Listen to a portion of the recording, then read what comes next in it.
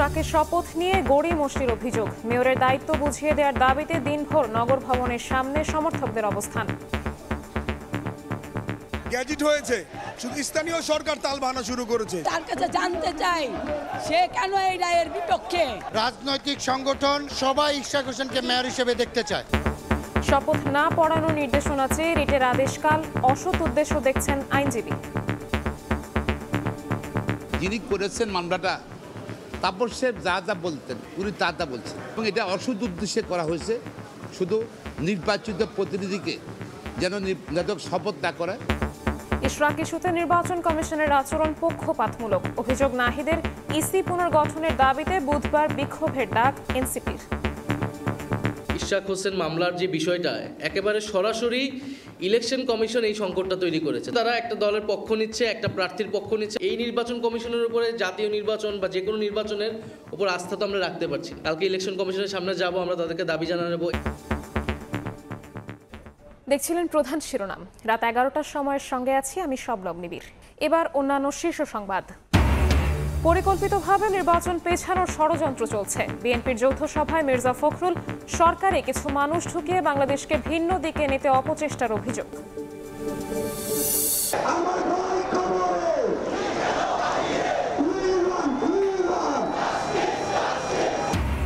সাম্য হত্যার দ্রুত বিচার দাবিতে ছাত্রদলের 2 ঘণ্টা শাহবাগ অবরোধ। দেশ অচল করার হুঁশিয়ারি, বকেয়া বেতন চেয়ে কাকরাইলে পোশাক শ্রমিকদের অবস্থান। সরকারি কর্মকর্তা কর্মচারীদের মহার্ঘ ভাতার জন্য বরাদ্দ থাকছে আসন্ন বাজেটে, জানালেন অর্থ উপদেষ্টা। এনবিআর ইস্যু সমাধানে ফলপ্রসূ আলোচনার দাবি। সরাসরি সম্প্রচার হবে জুলাই আগস্টে মানবতা বিরোধী অপরাধের বিচার। ট্রাইব্যুনালের প্রযুক্তিগত প্রক্রিয়া সম্পন্ন, ভিডিও ধারণে লাগবে আদালতের অনুমতি। এবং উচ্চ গতির ইন্টারনেট সেবা দিতে দেশে স্টারলিংকের যাত্রা শুরু। মাসে খরচ 4 ও 6 হাজার টাকা। স্থানীয় গেটওয়ে ব্যবহারে ক্ষুণ্ণ হবে না সার্বভৌমত্ব, জানালো সরকার।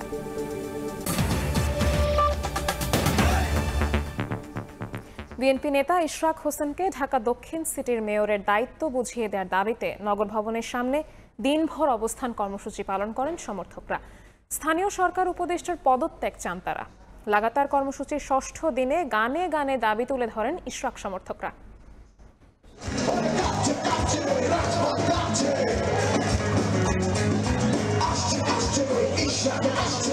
গানে গানে মুখর নগর ভবন এলাকা। অস্থায়ী স্টেজে থেকে বাজছে দেশাত্মবোধক গান। ভিন্ন উপায়ে দাবি তুলে ধরছেন ইশরাক হোসেনের সমর্থকরা। শপথ পাঠ করানোর মধ্য দিয়ে ইশরাককে দায়িত্ব বুঝিয়ে দেওয়ার দাবিতে 6ষ্ঠ দিনের মতো রাজপথে তার সমর্থকরা। মঙ্গলবার সকালে নগর ভবনের সামনে অবস্থান নেন তারা।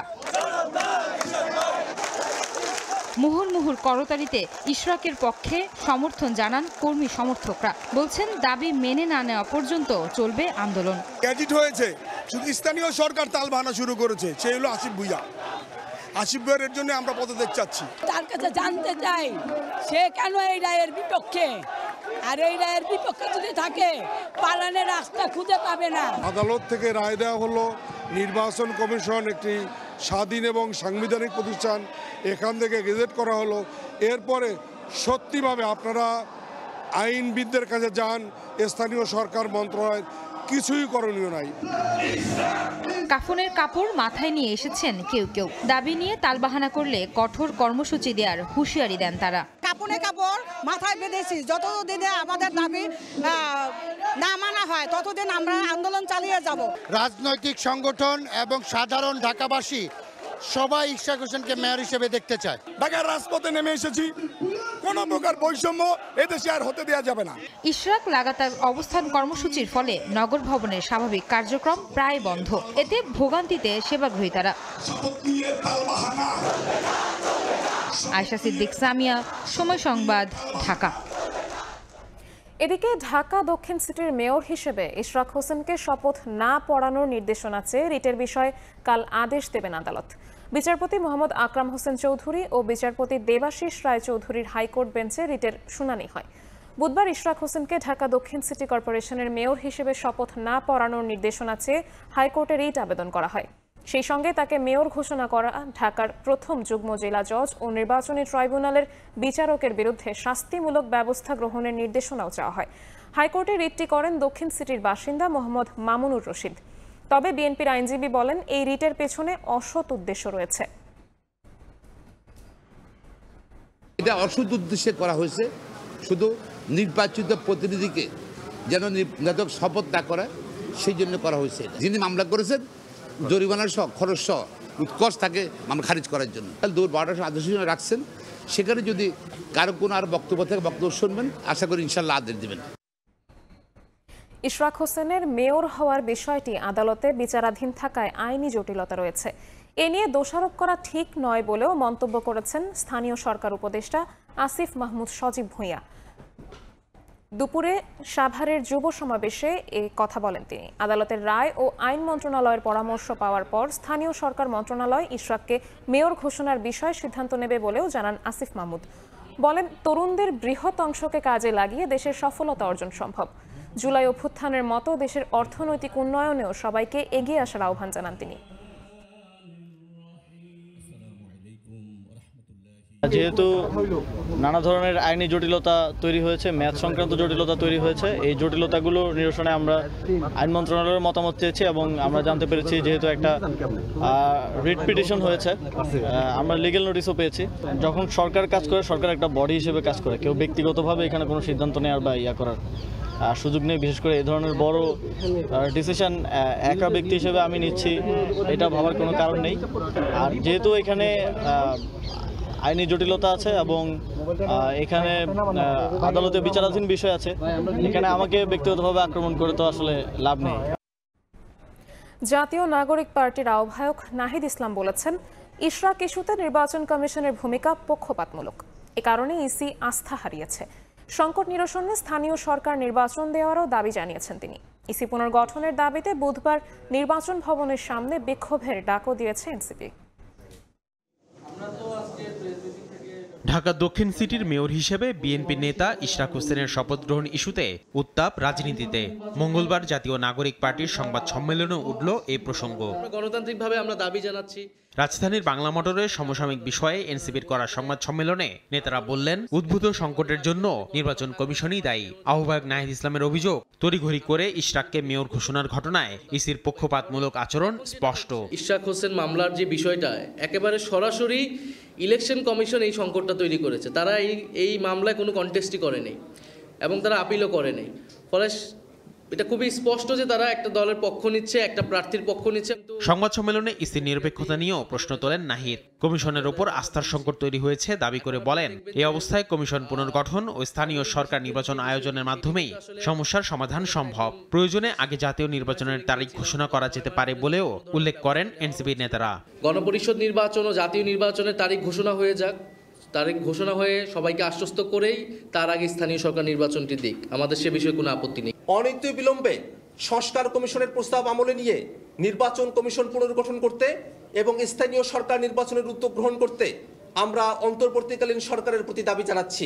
ইসি পুনর্গঠনের দাবিতে বুধবার সকালে নির্বাচন ভবনের সামনে বিক্ষোভ সমাবেশের ডাক দিয়েছে জাতীয় নাগরিক পার্টি। সরকারের প্রতি দাবি জানাচ্ছি। আসিফ মোহাম্মদ সিয়াম, সময় সংবাদ, ঢাকা। সরকারের মধ্যে কিছু মানুষের অনুপ্রবেশ ঘটিয়ে বাংলাদেশকে ভিন্ন দিকে নেয়ার চেষ্টা চলছে বলে অভিযোগ করেছেন বিএনপি মহাসচিব মির্জা ফখরুল ইসলাম আলমগীর। পরিকল্পিতভাবে জাতীয় নির্বাচন পেছানোর পাঁয়তারা চলছে বলেও দাবি করেন তিনি। ব্যাংকক থেকে ভার্চুয়ালি যুক্ত হয়ে বিএনপির যৌথ সভায় একথা বলেন মির্জা ফখরুল। স্বাধীনতার তিনি আগামী 30শে মে সাবেক রাষ্ট্রপতি ও বিএনপির প্রতিষ্ঠাতা জিয়াউর রহমানের 44তম মৃত্যুবার্ষিকী উপলক্ষে নানা কর্মসূচি হাতে নিয়েছে বিএনপি। এই উপলক্ষে গুলশানে দলটির চেয়ারপারসনের কার্যালয়ে যৌথ সভা করে দলটি। চোখের চিকিৎসার জন্য থাইল্যান্ডে অবস্থানরত বিএনপি মহাসচিব ভার্চুয়ালি সভার সভাপতিত্ব করেন। নির্বাচিত সফল রাষ্ট্রপতি হিসেবে সভা শেষে জিয়াউর রহমানের মৃত্যুবার্ষিকী উপলক্ষে 8 দিন ব্যাপী কর্মসূচি ঘোষণা করেন বিএনপির সিনিয়র যুগ্ম মহাসচিব রুহুল কবির রিজভী। এই কোরবানি ঈদের কারণে আমাদের কর্মসূচিটা কিছুটা সংক্ষিপ্ত করা হয়েছে। 25 তারিখ থেকে 2 তারিখ পর্যন্ত 8 দিনের এই কর্মসূচি করা হয়েছে। ওই দিন সকাল 10:30টায় শহীদ রাষ্ট্রপতি জিয়াউর রহমান বীরুত্তমের মাজারে পুষ্পার্ঘ্য অর্পণ ও মাজার জিয়ারত করবেন। মির্জা ফখরুল ইসলাম আলমগীর তার বক্তব্যে দেশ গঠনে জিয়াউর রহমানের অবদানের কথা উল্লেখ করে বলেন, দেশে এখন বিভাজনের ষড়যন্ত্র চলছে। বর্তমান সরকারের মধ্যে কিছু মানুষ অনুপ্রবেশ করেছে যারা দেশকে ভিন্ন খাতে নেয়ার চক্রান্ত করছে বলে দাবি তার। সরকারের বিভিন্ন ইনস্টিটিউশনগুলোকে পরস্পরের মুখে আমরা মুখোমুখি করার একটা ষড়যন্ত্র চক্রান্ত শুরু হয়েছে। আমরা দেখতে পাচ্ছি যে কিছু মানুষ যারা সরকারের মধ্যে অনুপ্রবেশ ঘটিয়ে বাংলাদেশকে ভিন্ন দিকে নিয়ে যাওয়ার চেষ্টা করছে। নির্বাচন প্রসঙ্গে বিএনপি মহাসচিব অভিযোগ করেন, পরিকল্পিতভাবে নির্বাচন পেছানোর ষড়যন্ত্র চলছে। অত্যন্ত সুপরিকল্পিতভাবে নির্বাচনকে পিছিয়ে দেওয়া, জনগণের যে অধিকার সেই অধিকার থেকে জনগণকে বঞ্চিত করাবার এবং ভোটের অধিকার থেকে বঞ্চিত করবার একটা পায়তারা শুরু হয়েছে। দেশের স্বাধীনতা সার্বভৌমত্ব রক্ষায় দলীয় নেতাকর্মীদের পাশাপাশি দেশবাসীকে সজাগ থেকে সব চক্রান্ত রুখে দেওয়ার আহ্বান জানান বিএনপি মহাসচিব। রুখে দাঁড়াতে হবে যে কোনো ষড়যন্ত্র। আহমেদ সালেহীন, সময় সংবাদ, ঢাকা। রাত 11টার সময় আরও থাকছে। কারামুক্ত চিত্রনায়িকা নুসরাত জেলে পাঠানোর একদিন পরই জুলাই হত্যা চেষ্টার মামলায় জামিন, নারী নির্যাতনের মামলায় কারাগারে সঙ্গীতশিল্পী নোবেল। একমাত্র আরএফএল ক্লাস পাইপ নিশ্চিত করে প্রতি ইঞ্চিতে সঠিক থিকনেস ও সঠিক মাপ। পাইপের বস, না কিনলে লস। সাম্য হত্যার দ্রুত বিচারের দাবিতে অবস্থান কর্মসূচি পালন করেছে ছাত্রদল। বিকেলে শাহবাগ মোড় অবরোধ করে নেতারা বলেন, বিচারের পরিবর্তে একটি পক্ষ সাম্যর চরিত্র হননের চেষ্টা করছে। শিক্ষার্থীদের নিরাপত্তায় ব্যর্থতার অভিযোগ তুলে উপাচার্য ও প্রক্টরের পদত্যাগ দাবি করেন তারা। অপরাধীরা দ্রুত গ্রেফতার না হলে সারা দেশ অচল করে দেওয়ার হুঁশিয়ারি দেন ছাত্রদল সভাপতি।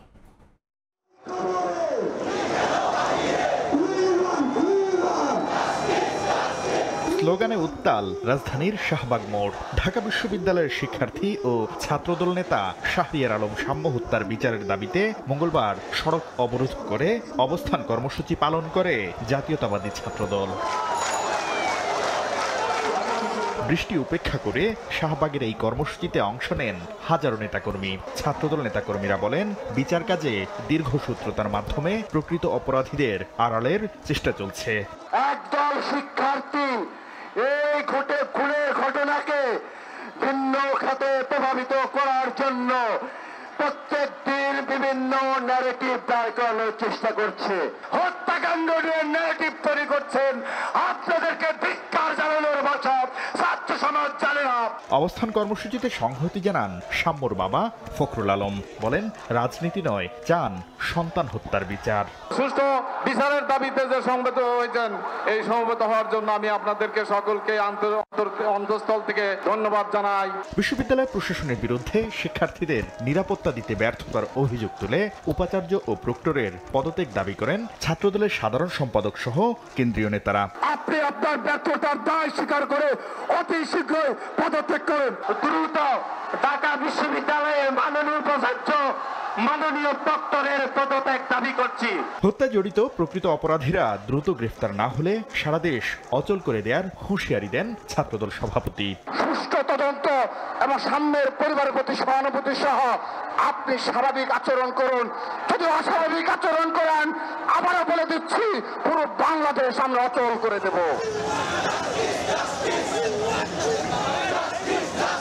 2 ঘন্টা পর শাহবাগ মোড় ছেড়ে দিয়ে শহীদ মিনার অভিমুখে বিক্ষোভ মিছিলের মাধ্যমে শেষ হয় কর্মসূচি। শাকির আহমেদ, সময় সংবাদ, ঢাকা। বকেয়া বেতন ও অন্যান্য পাওনা দাবিতে রাজধানীর কাকরাইল মোড় অবরোধ করে বিক্ষোভ করেছেন পোশাক কারখানার শ্রমিকরা। তারা গাজীপুর ও সাভারের আশুলিয়ার বিভিন্ন কারখানার শ্রমিক। বিকেলে শ্রম ভবন থেকে মার্চ টু যমুনা কর্মসূচি নিয়ে প্রধান উপদেষ্টার কার্যালয় অভিমুখে যান শ্রমিকরা। এ সময় কাকরাইল মোড়ে পুলিশ ব্যারিকেড দিয়ে তাদের আটকে দেয়। শ্রমিকরা জানান, 3 থেকে 6 মাসের বেতন বন্ধ রেখেছে গাজীপুরের TNZ গ্রুপের 8টি ও আশুলিয়ার চেইন অ্যাপারেলস নামের কারখানা। বেশিরভাগ শ্রমিকরা গত 3 মাসের বাসা ভাড়া দিতে পারেননি। সমস্যা সমাধানে বিকেলে প্রধান উপদেষ্টার APS এর সঙ্গে শ্রমিক প্রতিনিধি দলের বৈঠক হয়। বৈঠক শেষে শ্রমিক নেতারা জানান, প্রধান উপদেষ্টার প্রতিনিধি শ্রম মন্ত্রণালয়ের সঙ্গে কথা বলে সমাধানের চেষ্টার কথা বললেও সুনির্দিষ্ট কোনো আশ্বাস পাওয়া যায়নি। দাবি আদায় না হওয়া পর্যন্ত কর্মসূচি চালিয়ে যাওয়ার ঘোষণা শ্রমিকদের।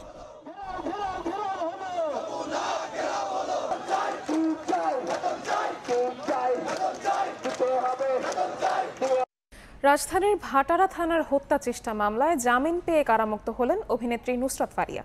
দুপুরে গাজীপুরের কাশিমপুর কারাগার থেকে পরিবারের হাতে তাকে হস্তান্তর করা হয়। এর আগে সকালে ঢাকার চিফ মেট্রোপলিটন ম্যাজিস্ট্রেট মুস্তাফিজুর রহমানের আদালত শুনানি শেষে তাকে জামিন দেন। কারামুক্ত অভিনেত্রী নুসরাত ফারিয়া জুলাই হত্যা চেষ্টা মামলায় কারাগারে পাঠানোর একদিনের মাথায় জামিন পেলেন এই চিত্রনায়িকা। মঙ্গলবার বেলা 3:30টার দিকে তাকে বহনকারী গাড়িটি গাজীপুরের কাশিমপুর কারাগারের প্রধান ফটক দিয়ে বের হয়। এর আগে তাকে নিতে বোন লামিয়া ও তার মামা জামিনের কাগজ নিয়ে কারাগারে প্রবেশ করেন। এইটা আসলে একটা হয়রানিমূলক মামলা। এটা পরিষ্কার এবং স্পষ্ট যে যখনই এই ঘটনা ঘটে, দেখেন এখন কিন্তু সর্বস্তরের মানুষ চলে এসেছে এবং তার পক্ষে কথা বলছে, এবং আমরা কখনোই চাই না যে একজন আর্টিস্টকে এইভাবে করে আসলে হয়রানির শিকার করা হোক। সারা রাত ঘুমাইতে পারিনি ভাইয়া, ওর মতো একটা ইনোসেন্ট মানুষের এরকম জিনিস কখনো ফেস করতে হবে। এর আগে রোববার হযরত শাহজালাল আন্তর্জাতিক বিমানবন্দর থেকে ভাটারা থানার হত্যা চেষ্টা মামলায় গ্রেফতার করা হয় অভিনেত্রী নুসরাতকে। সোমবার মামলার শুনানি শেষে আদালত তাকে কারাগারে পাঠানোর নির্দেশ দেন। একই সঙ্গে জামিন শুনানির জন্য 22 মে দিন ধার্য করেন।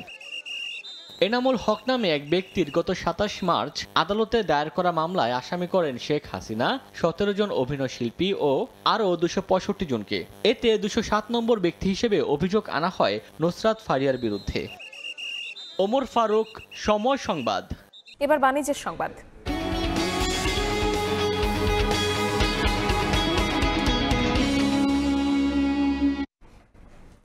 সরকারি কর্মকর্তা কর্মচারীদের মহার্ঘ ভাতা দেওয়ার ব্যাপারে সরকার ইতিবাচক বলে জানিয়েছেন অর্থ উপদেষ্টা। বলেন, মহার্ঘ ভাতা দিতে বাজেটে বরাদ্দের বিষয়ে বিবেচনা করা হচ্ছে, তবে কত শতাংশ দেওয়া হবে এই বিষয়টি স্পষ্ট করেননি তিনি। এদিকে এনবিআর ইস্যু সমাধানে ফলপ্রসূ আলোচনা হয়েছে উল্লেখ করে অর্থ উপদেষ্টা জানিয়েছেন কিছু বিষয় সংশোধন করা হবে।